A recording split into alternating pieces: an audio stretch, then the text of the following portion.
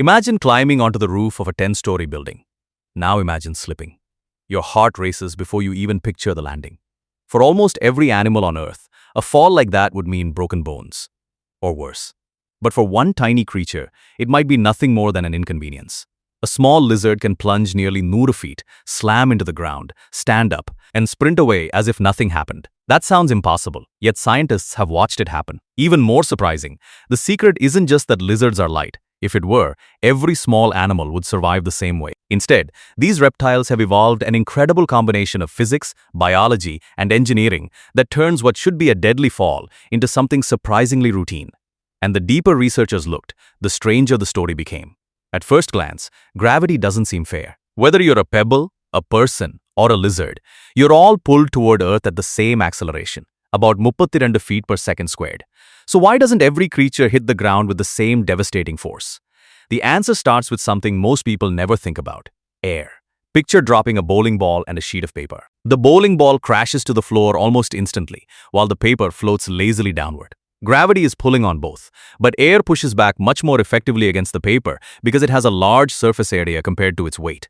Tiny lizards take advantage of that same principle. Many species weigh only a few grams. They're so light that air resistance becomes a major force during a fall. Instead of accelerating endlessly, they quickly reach what's called terminal velocity, the fastest speed they can fall. For humans, terminal velocity is around 120 miles per hour in a belly-down position.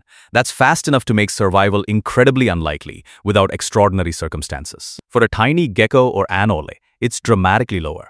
But lower speed alone doesn't explain everything. After all, dropping a delicate glass ornament from even a modest height usually ends in disaster. So what makes a lizard different? The answer begins before it even starts falling. Many tree-dwelling lizards evolved in environments where falling wasn't an accident, it was part of daily life. Imagine racing across thin branches 30 or 40 feet above the forest floor. One slippery leaf, one aggressive predator, one broken twig. Suddenly, you're airborne. Natural selection rewarded the individuals that survived those mistakes. Over millions of years, evolution quietly transformed falling from a fatal event into something remarkably manageable. One of the first tricks involves body position. Instead of tumbling uncontrollably, many lizards instinctively spread their legs wide, their bodies flatten, increasing drag and slowing their descent. Some species even adjust their posture while falling, almost like tiny skydivers. Researchers studying arboreal lizards discovered that many can control their orientation in midair within fractions of a second. Rather than crashing headfirst or spinning wildly, they stabilize themselves before impact. But then scientists noticed something even more incredible. Certain geckos don't simply fall, they steer. Experiments using high-speed cameras revealed that geckos can twist their tails like tiny rudders. The tail acts as a balancing system, allowing the animal to rotate its body, correct its orientation, and prepare for landing. It's surprisingly similar to how cats use their flexible spines and tails to land on their feet. Except geckos accomplish it with bodies far smaller than your hand. And that's only the beginning. Some lizards have taken aerial control to astonishing levels. If you've ever visited Southeast Asia, you might encounter one of nature's greatest aerial performers, the flying dragon. Despite the dramatic name, these reptiles don't truly fly, they glide. Hidden beneath their skin are elongated ribs that swing outward like folding umbrellas.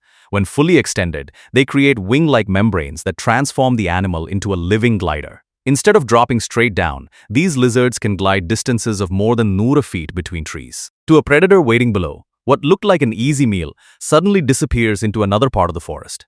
But even ordinary lizards without built-in gliders possess another remarkable advantage: their bones. Human bones evolved to support a large, upright body. That's incredibly useful for walking, running, and lifting heavy objects. But it also means they're vulnerable to massive forces during sudden impacts. Tiny lizard bones face a completely different challenge. Because they're so small, the forces acting on them scale differently. This is one of the strangest rules in biology. As animals become smaller, their weight decreases much faster than the strength of their bones. Imagine shrinking an elephant down to the size of a mouse while keeping its proportions the same. Its bones would suddenly become ridiculously strong for its tiny weight. This phenomenon, known as the square-cube relationship, explains why ants can lift dozens of times their own body weight and why tiny reptiles survive impacts that would destroy much larger animals. Size changes everything. But surviving impact isn't only about bones. It's also about how the body absorbs energy. When humans land badly, enormous forces travel directly through our ankles, knees, hips, and spine. Lizards distribute those forces differently. Their limbs naturally flex, their joints bend, their bodies spread the impact across multiple contact points almost instantly. Instead of one catastrophic shock traveling through a rigid skeleton, the energy dissipates throughout the entire body. Think of the difference between dropping a stiff metal rod onto concrete versus tossing a flexible rubber toy. One transfers almost all its energy immediately. The other bends, deforms, and absorbs much of the force. Nature has spent millions of years perfecting that flexibility. Even their feet contribute. Geckos are famous for climbing walls using millions of microscopic hair-like structures called setae. Each one branches into hundreds of even tinier tips that interact with surfaces through molecular forces. While those incredible feet are best known for climbing, they also help during landing. The moment contact occurs, the adhesive system can rapidly grip rough surfaces, reducing, sliding, and helping stabilize the animal before momentum carries it into danger. Researchers designing climbing robots have spent decades trying to replicate this natural technology. And despite all our engineering, geckos still outperform many of our best machines. But perhaps the most surprising discovery came from studying what happens after the fall. Scientists expected elevated stress levels similar to those seen in mammals after traumatic impacts. Instead, many lizards simply keep going. In controlled studies, individuals dropped from safe experimental heights often resumed normal behavior almost immediately after landing. To them, falling isn't necessarily a crisis. It's Tuesday. Of course, that doesn't mean every lizard is indestructible. Height still matters. Landing surface matters. Species matters. A soft forest floor covered with leaves is very different from concrete. Larger reptiles, like monitor lizards or iguanas, can absolutely suffer serious injuries from high falls. Even smaller species aren't invincible.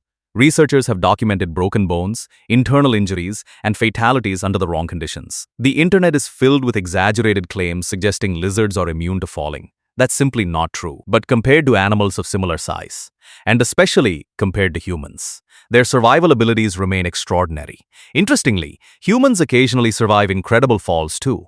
There are documented cases of skydivers surviving failed parachutes and people enduring falls from astonishing heights. Almost every one of those cases involves unusual circumstances: snow, trees, steep slopes, roofs that absorb energy, or other factors that slow the impact. Lizards don't usually need extraordinary luck. Their bodies are already designed to maximize it. And evolution didn't stop with surviving falls. Some species developed an even more dramatic escape plan. If a predator grabs a lizard by the tail, many species can voluntarily detach it. The tail continues wriggling violently on the ground, distracting the attacker while the lizard escapes. Growing a new tail requires enormous energy, so it's a last resort. But it demonstrates a broader evolutionary strategy. For many small reptiles, survival isn't about preventing every accident. It's about making accidents survivable. Nature doesn't build perfection. It builds resilience. Engineers have become fascinated by this philosophy. Modern drones use stabilization systems that resemble tail-assisted corrections. Protective helmets rely on energy absorption rather than rigidity. Crash structures in automobiles intentionally deform during collisions to reduce forces on passengers. Again and again, researchers discover that nature solved many of these engineering problems millions of years before humans ever existed. The humble lizard is one of the best examples. Its body isn't optimized to resist gravity. It's optimized to work with it. Every gram of weight, every flexible joint, every tiny adjustment during free fall increases the odds of survival. And here's the twist almost nobody expects. If you scaled a lizard up to the size of a human, many of these incredible abilities would disappear. Its bones would no longer be proportionally strong enough. Its weight would increase much faster than its structural strength. Air resistance wouldn't slow it nearly as effectively. Terminal velocity would climb dramatically. The same design that works brilliantly for a creature weighing a few grams would fail at our size. That's one of biology's greatest lessons. Evolution doesn't create the strongest body. It creates the right body for the right scale. So the next time you spot a tiny lizard clinging effortlessly to a wall or darting across a tree branch, remember what you're really looking at. You're seeing millions of years of natural engineering compressed into an animal light enough to challenge the rules our instincts tell us should apply. A fall that would terrify us barely registers to it. Not because gravity is weaker, but because everything about its body has evolved to turn gravity from an enemy into just another part of everyday life. Sometimes the most astonishing superpowers don't